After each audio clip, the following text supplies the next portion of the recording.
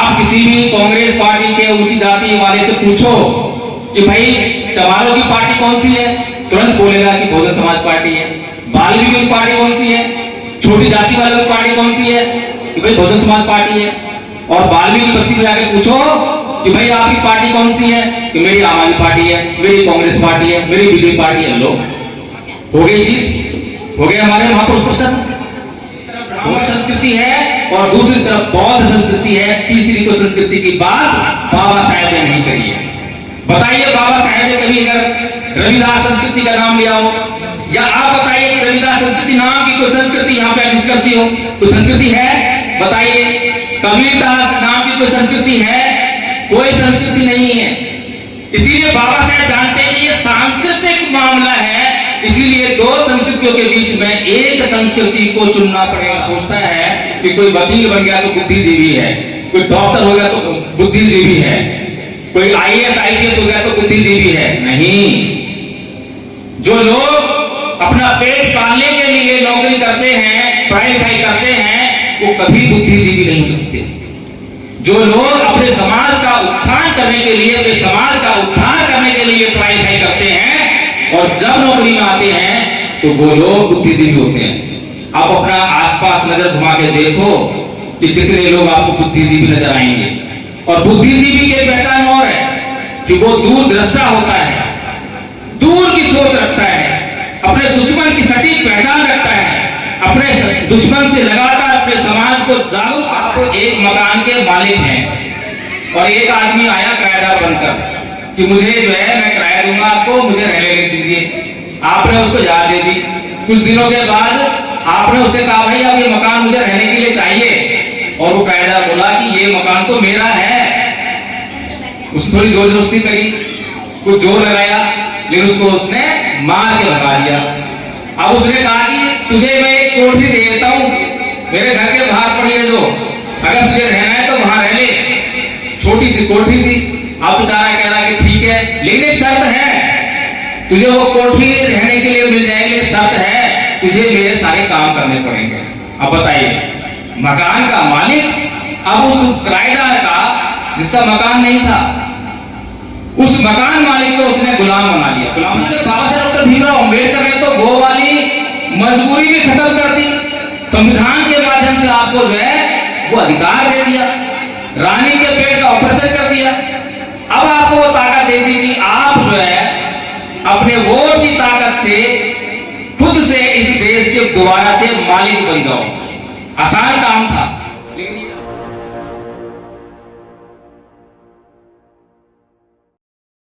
जय भीम, नमो बुद्धाय। और आज संत श्रोमणी गुरु रविदास जी की जयंती की आपको बहुत बहुत मंगल कामनाएं। और मैं आपसे एक प्रश्न करना चाहता हूं कि आज आप सभी यहाँ पर गुरु जी की जयंती मनाने के लिए इकट्ठा हुए हैं। इसका मतलब मैं क्या समझूं कि आप गुरु जी को सम्मान देने के लिए यहाँ पर इकट्ठा हुए हैं। ये बात ठीक है? ठीक है, तो गलत तो नहीं कह रहा मैं? अब हम किसी भी व्यक्ति को, किसी भी महापुरुष को सम्मान कैसे दे सकते हैं, ये बड़ा महत्वपूर्ण सवाल है जिस पे हम कभी चर्चा नहीं करते। अगर हम कहें कि बाबा साहेब की जय हो, बाबा साहेब अमर रहें, इच्छा तो है, लेकिन उनकी जय कैसे हो? जय का मतलब जीत, उनकी जीत कैसे हो?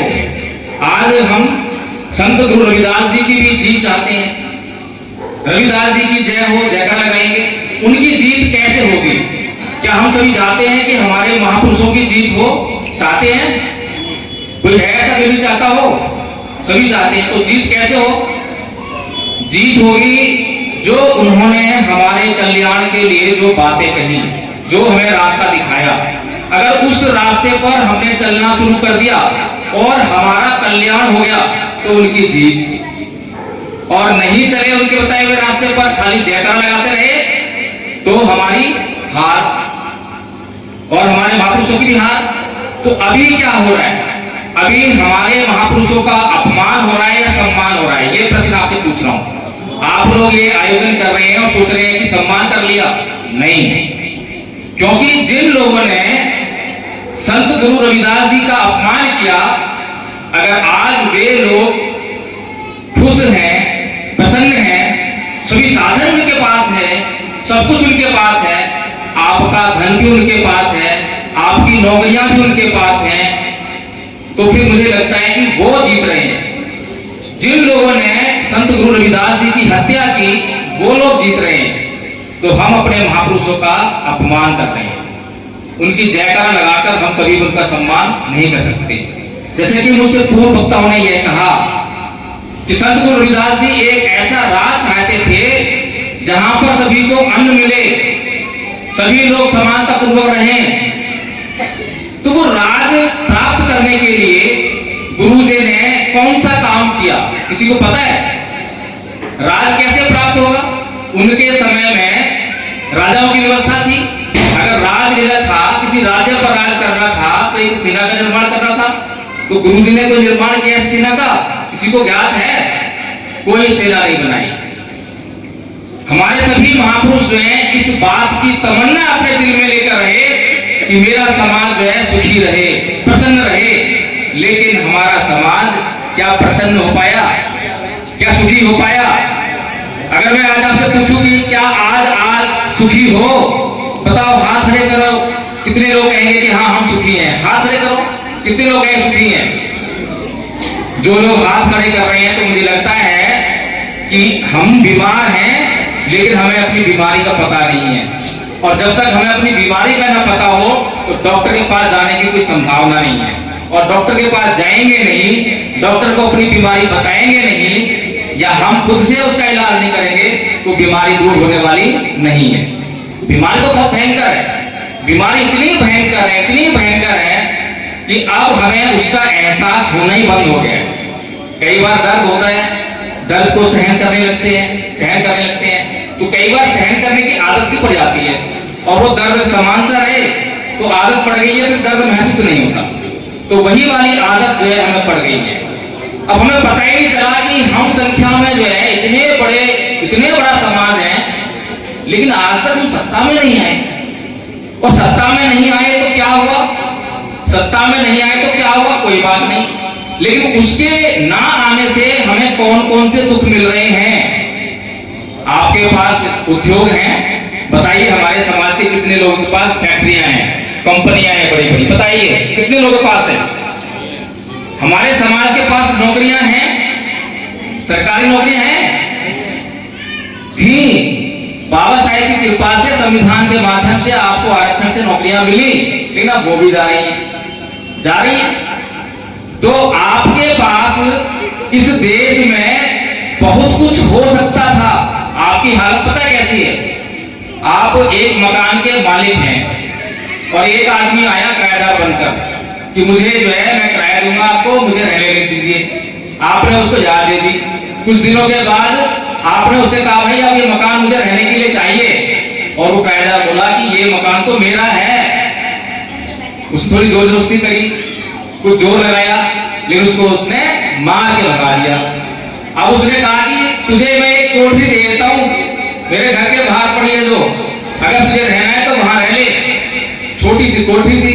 अब बेचारा कह रहा है कि ठीक है, लेकिन एक शर्त है, तुझे वो कोठरी रहने के लिए मिल जाएगी, शर्त है तुझे मेरे सारे काम करने पड़ेंगे। अब बताइए, मकान का मालिक अब उस किराएदार का, जिसका मकान नहीं था, उस मकान मालिक को उसने गुलाम बना लिया। गुलाम बना लिया तो आप लोग जो बताओ, गुलाम हो या मालिक हो? बताइए कितने लोगों के पास प्रॉपर्टीज हैं? और जिन लोगों के पास प्रॉपर्टी है, जिन लोगों के पास सत्ता है, क्या वो लोग इस देश के मालिक हैं? इस देश के मूल निवासी हैं? नहीं है। किसकी कमी? किसकी कमी है? संत गुरु रविदास जी की इच्छा थी कि ऐसा राज हमें मिले, लेकिन उसके लिए वो कोई व्यवस्था नहीं दे पाए, मजबूरी थी। लेकिन परम पूज्य बाबा साहेब डॉक्टर भीमराव अंबेडकर ने तो वो वाली मजबूरी भी खत्म कर दी। संविधान के माध्यम से आपको जो है वो अधिकार दे दिया, रानी के पेट का ऑपरेशन कर दिया। अब आपको वो ताकत दे दी कि आप जो है अपने वोट की ताकत से खुद से इस देश के दोबारा से मालिक बन जाओ। आसान काम था, लेकिन ये आसान काम तभी आसान है जब हमें उस वोट की ताकत पता लग जाए, उसकी समझ हमें आ जाए। मैं एक कहानी सुनाता हूं। ये कहानी रोमन साम्राज्य की। रोमन साम्राज्य की है।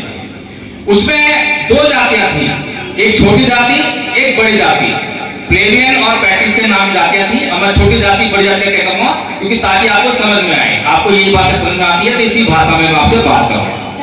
अब जो बड़ी जाति थी वो हजारों साल से उस रोमन साम्राज्य पर शासन करती थी, राजा बनती थी हजारों साल से। अब जो छोटी जाति वाले बहुत भारी संख्या थी उनकी, जैसे हम लोग संख्या है बहुत ज्यादा संख्या है, ऐसे उनकी संख्या थी। अब उन्होंने बहुत संघर्ष किया, लड़ाई करी, बहुत संघर्ष किया, बहुत जाने गई। बहुत लंबे संघर्ष के बाद उन्हें अपना राजा चुन लेने का एक अधिकार मिल गया। और उसके बाद जब उन्हें अधिकार मिला तो संख्या उनकी ज्यादा थी, तो उनकी संख्या ज्यादा होने के कारण उन्होंने अपना राजा भी चुन लिया। छोटी जाति का ही राजा चुना गया। अब वहां पर एक परंपरा थी, वो परंपरा ये थी कि वहां पर एक देवी का मंदिर था और उस मंदिर में ये परंपरा थी जब भी कोई राजा बनेगा तो पहले उसको आके उस देवी से अनुमति लेनी पड़ेगी कि क्या मैं राजा बन सकता हूं। तो जो प्लेबियन यानी कि छोटी जाति के लोग जिन्होंने अपना राजा चुना, उनका राजा भी वहां पे अनुमति लेने गया। तो वहां पर उसने जब अनुमति मांगी देवी से, तो वहां पर जो अब देवी क्या है, कोई साक्षात देवी हो तो कुछ न्याय भी करे, ये वो पत्थर की मूर्ति है। अब वहां का जो पुजारी है वही उसका जब प्रतिनिधित्व है। तो उसने कुछ ऐसा किया और आगे बाहर बोला पुजारी कि ये राजा जो है देवी को स्वीकार नहीं है। हजारों साल की त्याग, तपस्या, संघर्ष एक पल में उनका जो है छीन लिया गया। किस कारण से छीन लिया गया? ये मानसिक गुलामी के कारण छीन लिया गया। ये कहानी मुझे जो है बाबा साहेब के साहित्य से मिली, बाबा साहेब ने लिखाई।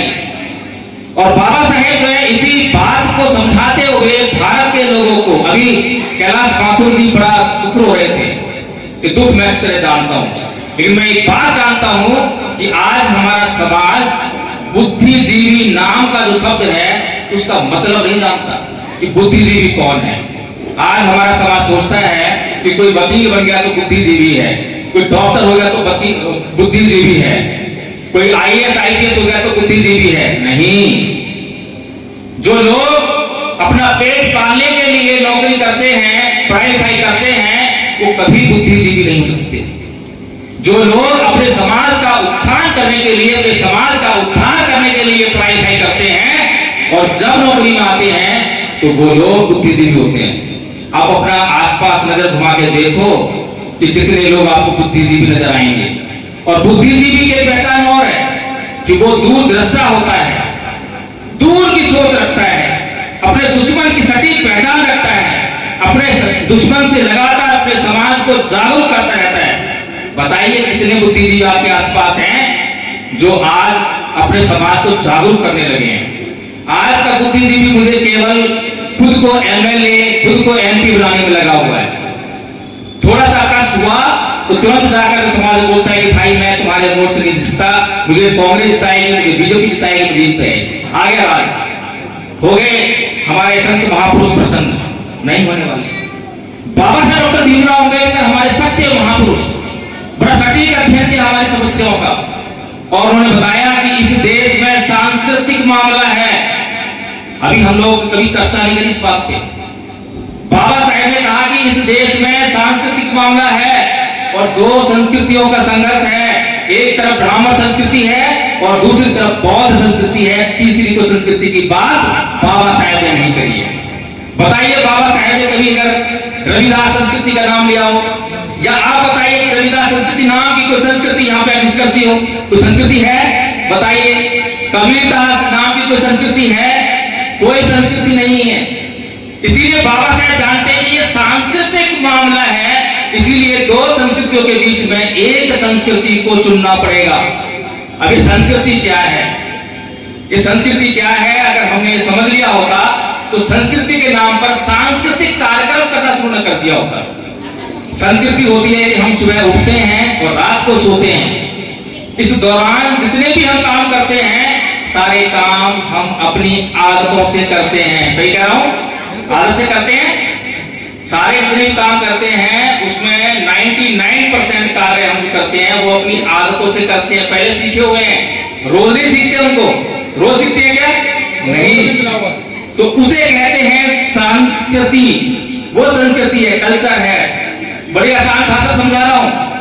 अभी जो संस्कृति है कि कितनी महत्वपूर्ण है, जरा सोच के देखिए। बाबा साहेब कहते हैं जहां मैं रहता था इस साल में, उसके सामने एक गलत महिलाओं का मोहल्ला है, जो सुबह सुबह जो है आवाज लगाती हैं, यो सलमान मेरे लिए कीमा और ब्रेड लिया और चाय लिया। सुबह सुबह वो कहते हैं कि हमारी औरतें सूखी रोटी खाती हैं, लेकिन उनको अपनी इज्जत पसंद है, इसलिए वो सूखी रोटी खाकर भी प्रसन्न रहती हैं, खुशी खुशी जीती हैं। लेकिन जो महिलाएं गलत काम करती हैं, उन्हें कीमा चाहिए, उन्हें जो है सुबह सुबह चाय चाहिए। तो बाबा साहब कहते हैं कि ये हमारे लिए मान सम्मान और स्वाभिमान का मामला है। यहाँ पर जितनी भी पार्टियां आएंगी, आपके बीच में भी कैलाश मां कुछ बता रहे थे, आम आदमी पार्टी आई, कहा कि ये फ्री देंगे, वो फ्री देंगे, ठीक है। क्या अगर आम आदमी पार्टी जीतती और आप अगर अपने ही आदमी को वोट देते, बेशक वो हार जाता, तो क्या आम आदमी पार्टी आपको वो फ्री का चंदन देने से मना कर देती? बताइए मुझे। अभी 3 पार्टियां आपको कह रही हैं, तीनों पार्टी कह रही है ये फ्री देंगे, वो फ्री देंगे। वो मुद्दे लेके आते हैं आपके बीच में, आपको ललचाते हैं, आपको लालच देते हैं, क्योंकि आपको जानते हैं वो कि आप लोग जो है लोभी हो, लालची हो। ये सांस्कृतिक मामला है, और वो जानते हैं कि आप इस लोभ लालच में जरूर फंस जाओगे, इस लोभ लालच में जरूर फंस जाओगे। बाबा साहेब कहते हैं कि ये हमारे लिए मान सम्मान और स्वाभिमान का मामला है। कोई आपको फ्री का जितना मर्जी लोभ लालच दे, लेकिन आपको सिर्फ एक ही जगह फोकस करना है कि आम आदमी पार्टी मेरे समाज की पार्टी नहीं है। हम लोग 2022 के चुनाव में, उत्तर प्रदेश चुनाव हो रहे थे, हम लोग बनारस में एक जगह गए, गांव में। वहां पर एक वृद्ध महिला थी, ब्राह्मण समाज की। हमने उससे कहा कि किसको वोट दोगे? उसने कहा कि बीजेपी को वोट देंगे। हमने कहा क्यों भाई? क्योंकि वो ब्राह्मणों की पार्टी है। हमने कहा अरे भाई, ब्राह्मण तो बहुजन समाज पार्टी में भी है, उसको वोट दो ना। कि नहीं, उसका मुखिया ब्राह्मण नहीं है। देखिए, एक वृद्ध महिला भी जानती है ब्राह्मणों की कि जो बहुजन समाज पार्टी है उसका मुखिया ब्राह्मण नहीं है। लेकिन हमारे लोग नहीं जानते कि हमारी पार्टी कौन सी है। आप किसी भी कांग्रेस पार्टी के ऊंची जाति वाले से पूछो कि भाई चमारों की पार्टी कौन सी है, तुरंत बोलेगा कि बहुजन समाज पार्टी है। बाल्मीकि की पार्टी कौन सी है, छोटी जाति वालों की पार्टी कौन सी है, कि भाई बहुजन समाज पार्टी है। और बाल्मीकि बस्ती में जाके पूछो कि भाई आपकी पार्टी कौन सी है, कि मेरी आम आदमी पार्टी है, मेरी कांग्रेस पार्टी है, मेरी बीजेपी पार्टी है। लोग हो गई जीत, हो गए हमारे महापुरुष प्रसन्न, हो गए प्रसन्न। हमें हमारे दुख नहीं मालूम है कि हम दुखी हैं, फिर हमें उन दुखों का इलाज नहीं मालूम है। फिर सबसे बड़ी समस्या ये है कि जो दुखों का इलाज करना चाहे उसको अपने पास नहीं भटकने देते, सबसे बड़ी समस्या। और डॉक्टर को अपने घर में नहीं आने दोगे तो इलाज कैसे करेगा? बाबा साहेब वो आपके घरों में है ही नहीं। जो बाबा साहेब आपके घरों में नहीं होंगे, बाबा साहेब का साहित्य आपके घरों में नहीं होगा, तो जो बातें मैंने बताई हैं, मैं कोई कहीं से और से लेकर आया हूं क्या? मैंने बाबा साहेब की किताबें पढ़ी, उसमें से निकाल के आपको ये बातें बताई। तो बाबा साहेब कहते हैं कि हमारी समस्याएं संस्कृति से जुड़ी हुई हैं और हमें सांस्कृतिक विजय हासिल करनी पड़ेगी, क्योंकि रविदास जी का सांस्कृतिक मामला नहीं है, वो हमारे महापुरुष हो सकते हैं। कबीरदास जी का सांस्कृतिक मामला नहीं है, वो हमारे महापुरुष हो सकते हैं। लेकिन जब संस्कृति की बात करेंगे तो हमें बौद्ध संस्कृति के नाम पर सबको इकट्ठा होना पड़ेगा। ना कोई जाटव रहेगा, ना चमार रहेगा, ना बाल्मीकि रहेगा, ना झानक रहेगा, कोई नहीं, सब जाते खत्म, केवल बौद्ध रहेंगे। और जब बौद्ध हो जाएंगे तो पहले जब अतिसंख्यक बौद्ध थे तो बौद्धों का शासन था, और जब बौद्ध शासन था तो सारे सूची थे। बाबा साहेब ने दिया ना कि बौद्ध में भारत बनाना है। और प्रश्न ये उठता है कि भाई भारत को बौद्ध में क्यों करें, हिंदू राष्ट्र क्यों बनाए, मुस्लिम राष्ट्र क्यों बनाए, ये सवाल उठेंगे। तो अगर हिंदू राष्ट्र बनेगा तो नजारा आप देख रहे हैं कि बोल जय श्री राम, डंडा मारते हैं, जय श्री राम बुलवाते हैं, हत्याएं कर देते हैं। मुस्लिमों का भी यही हाल है। पूरी दुनिया में जितने भी धर्म है, हिंदू धर्म, मुस्लिम धर्म, ईसाई धर्म, मैं खुलकर कह रहा हूं, चुनौती से कह रहा हूं, इतिहास पढ़ के देख लो, सभी का जो फैलने का जो आधार है वो हिंसा है। हिंसा के बल पर, तलवार के बल पर, बंदूक के बल पर फैलाए गए हैं। लेकिन एकमात्र पूरी दुनिया में अगर कोई धर्म है जो बिना एक रक्त बूंद की बहाए अगर कोई फैला है, पूरी दुनिया में फैला है, तो केवल और केवल बौद्ध धर्म है। अब बताइए, जिसमें इतनी ताकत है, अपने आप से फैलने की ताकत है, अपने गुण के आधार पर फैलने की ताकत है, जो एक हमारे लिए दवा का काम कर सकता है, लेकिन हम तो उसको जानते ही नहीं है, घर में आने ही नहीं देते हैं। तो कैसे उसको जानेंगे, कैसे उसको मानेंगे और कैसे उसका आचरण करेंगे और कैसे अपने दुखों को दूर करेंगे। तो मैं आज संत शिरोमणि गुरु रविदास जी की जयंती पर आप लोगों के बीच में उपस्थित हुआ हूं। मेरा मन जो है कभी भी नाचने गाने का नहीं करता। बाबा साहेब को एक उनका साथी जो है एक बार ले गया थिएटर में, कहे बाबा साहब आज फिल्म देखते हैं। चले गए बाबा साहब, 15-20 मिनट के अंदर बेचैन हो गए, बेचैन होकर बाहर निकल छोड़ गए। बताइए किस चीज की बेचैनी है, किस चीज की बेचैनी है? हम लोग दुख दर्द में तड़प रहे हैं, हमें बेचैनी नहीं है। हमारे सामने जैसे कोई मनोरंजन की चीज आती है हम नाचने गाने लगते हैं। मान्यवर साहेब कांसी राम जी ने अपने पूरे जिंदगी में कभी भी जाति का अत्याचार सहन नहीं करा, लेकिन पूरा जीवन जो है अपनी जाति को जातिवाद के अत्याचार और शोषण से मुक्त करने लगा दिया। इसे महापुरुष कहते हैं।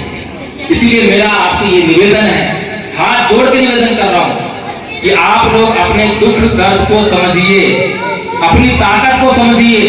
आपकी ताकत के बल पर केजरीवाल जी सरकार बना लेते हैं।